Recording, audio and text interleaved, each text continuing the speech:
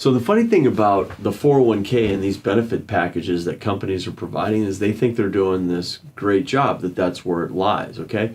And so when it comes to the 401k, if the 401k has a match, I think it makes sense for people because it's getting free money that's only going to help accelerate the retirement savings. However, if it doesn't have a match, I don't think it makes as much sense. Yes, it reduces potentially some of the income that you would pay when tax time rolls around, because if you put the money you put into a 401k, it allows you to declare a little less income at tax time. But you're making so many other commitments when you do that. You're agreeing to tie the money up to your 59 and a half. You're agreeing that you're not going to touch it, that you're going to go ahead and pay the tax rates, whatever they are at that time, to pull the money back out. And that's kind of flying in the face of traditional wisdom too, because most people when they retire, they're finding aren't in a lower tax bracket. So this whole, I'm going to defer money now while I'm working to pull it out in a less tax situation when I'm retired, that's a fallacy. So unless it really has a match, I don't think it makes sense. So the other thing that I would argue is that with offering the 401k as the company incentive or the thing that's going to tie the employees in, it needs to go well beyond that. Because most people when they're 20, 30, or 40 aren't thinking about 50, 60, 65, 70. They're not thinking about, if a 30-year-old's not sitting there thinking about, wow, what am I going to look like at age 65? They're not worrying about retirement. They're worrying about today. I got college student debt, which is at an all-time high. I got credit card debt, which is at an all-time high. I just got a car, and my loan payments on that car are for 6 years at $515 a month is the average car payment right now in this country. They want information on tackling that kind of stuff. Putting away money for retirement is a total disconnect right now. That's unfortunate because building a retirement plan is a long-term marathon. It's a step-by-step, a little bit here, a little bit there, a little bit there will really help you to build a retirement fund. But if you're sitting there wondering how you're going to put $200-$300 in your retirement fund and you're facing $10,000-$15,000 worth of debt, boom, that's gone. And you're going to concentrate all your dollars on paying off this debt. So our job, whether it be me or a company providing a plan, things of that nature, is to help the people on a day-to-day basis to manage their money better, show them ways to do that, and to free up that extra $200 to $300 a month that they can put in a retirement plan that really makes a difference. And show them here that, hey, we do have a strategy and we do have ways that we can get our hands around this and tackle that debt right on. We do not have a formal financial education program in this country, so it is falling back on the employers. And all the research is saying that 84% of employees interviewed in a recent employee benefit summary said that they feel it's their employer's responsibility to help them with that. It only makes sense because that's the only place left to kind of get financial education once they're through all their schooling.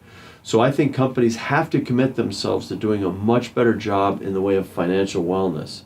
And don't sit there and rest on your laurels that, oh, we're providing a 401k, or, oh, we have this employee benefits program, so we're doing our best for our employees. No, they want so much more than that, and they want things that are helping them with the issues they're facing today.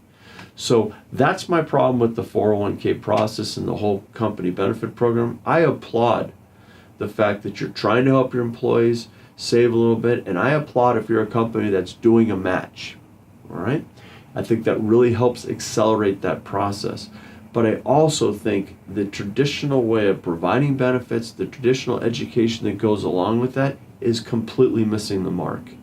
There's a huge disconnect. If you figure about the fact that 50 to 60% of companies have some form of a retirement plan or some form of a longer term type commitment plan that will help with retirement, but yet all the research says that 68% of the people have literally nothing saved for retirement. So if retirement plans and 401ks were the absolute get-all and they were going to help solve this problem, why are we in such a mess right now with the retirement system? It's because we are not providing people the basics to education that they need to be making great decisions with their money so that truly they can make retirement planning part of that overall process from day one and not be playing catch up at 40, 50, 60-year-old saying, how am I going to plan for my retirement? So what's the answer? Is just get information? I think the answer is it goes beyond that. I think the answer is a lot of the education is being delivered right now with technology. You're putting them in front of a video or maybe some article that you saw. It's the interaction. It's the fact that we really need to take that education deeper. So people, ironically, even in millennials, they always said, oh, millennials are the classic do-it-yourselfer. And I forget the actual number. It was like 60 to 70% of them actually said, when you got them into a room and you asked them point blank, would they want some advice? They said yes. Most of them want that advice, or they want that reassurance that what they're doing is good, that they're on the right path. And when you're going ahead and you're just saying, here, watch this video, or Kyle, read this article, you're failing. Because the connection, the personal one-on-one, getting advice that's particular to you is what's important. The advice on a computer or an article may have nothing to do with you, may mean nothing based on your situation or where you're at.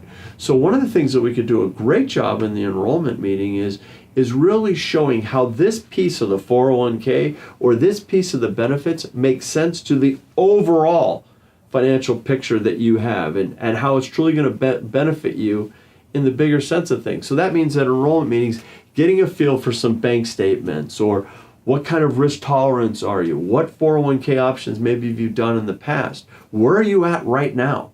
Talk to me about what's going on with your finances. When you answer those questions and you get a much better picture of what people are, now you can truly get a retirement plan in place for them that makes sense. Now they'll go ahead and check that box that says, I do want to participate in the 401k, because they understand it, they feel good about it, but they know how they're going to pay for it. A lot of people can't check that box and realize that you're going to take away 3 to 4% of my check. I've got a $10,000 student loan bill I got to pay off. I can't afford that. Well, yeah, you can. Let's show you how you can do that by better understanding what's going on in their situation and showing them ways to save better, and creating ways that by through budgeting and some of these other tools that we can bring to the table, ways that they can track their money, track their expenses, and finding out things that they can do differently to actually free up $200-$400 a month to put in retirement while still tackling their debt and their obligations over here. So I think it's a much deeper type of education process. As I say that, and you're a 401k provider, I get it. They're coming in, they realize that the only way that they get paid is assets going into that 401k. They build up fees based on those assets. And if you're walking into a company and there's 50, 100, 150 employees, and you've got to sit down and do an enrollment meeting to get those people in there, you don't have an hour to spend with every single person. You have maybe 5 minutes. So it becomes just a general overview, sign up here, and then sign up here and choose this. So you don't even know, if you can afford to sign up, you don't even know what this is, let alone understand what this is. You just do it. And the research is backing that up. Yeah. And most of the people aren't, because we wouldn't be in this huge retirement plan problem that we're having. I'm going to take it a step further. Even if they have a 401k, it's still creating a retirement problem, believe it or not, whether they're participating, because most people aren't deferring enough. They think that the 2 to 3% that they're deferring in the 401k is going to get them to a successful retirement.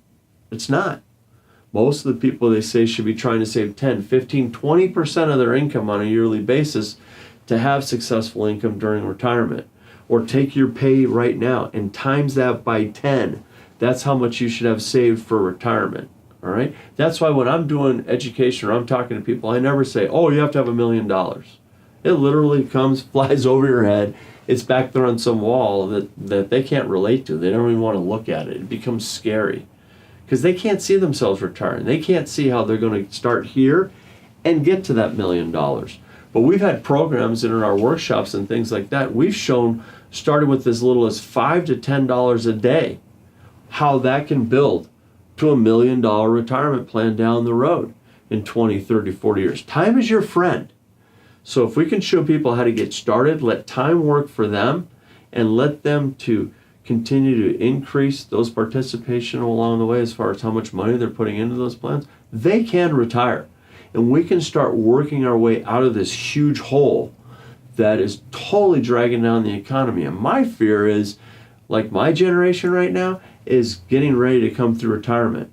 In my generation, most people on average have 25%, I think, of people have zero saved for retirement. Zero. What is it? 70% of people, their retirement plan is Social Security and Medicare.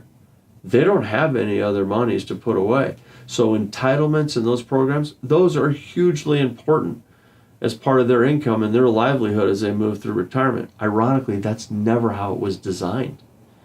Social Security and those things were always designed as a safety net, a way to kind of help you along, to be part of the overall piece, not 100% of the piece.